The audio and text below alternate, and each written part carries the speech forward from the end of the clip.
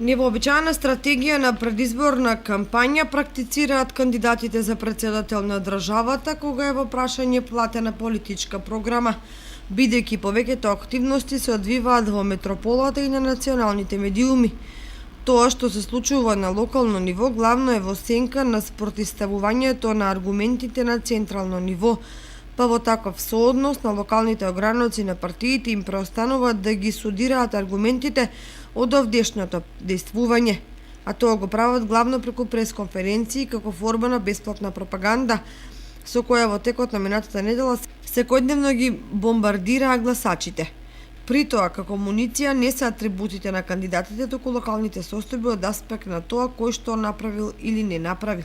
Тоа што невообичаено изборните штабови на тројцата кандидати како ретко кога имаат различни стратегии околу застапеноста на локалните и регионалните медиуми. Например, кандидатот Блерим Река во источниот дел на државата своите спотови и пораки ги пласира само преку националните медиуми, што не е практика и во западниот дел. Тоа значи дека најголем дел од парите предвидени за покривање на кампања ќе завршат во тамошните медиуми. Ако е така, тогаш тој повеќе им се наметнува на тамошните гласачи отколку на овдешните, иако во основа повикува дека сите може да гласаат за него. Двата партиски блока кои стојат зад кандидатите Гордана Силјановска-Давкова и Стево Пендаровски исто така имаат свои фаворизирани медиуми, со кои селективно и рестриктивно соработуваат.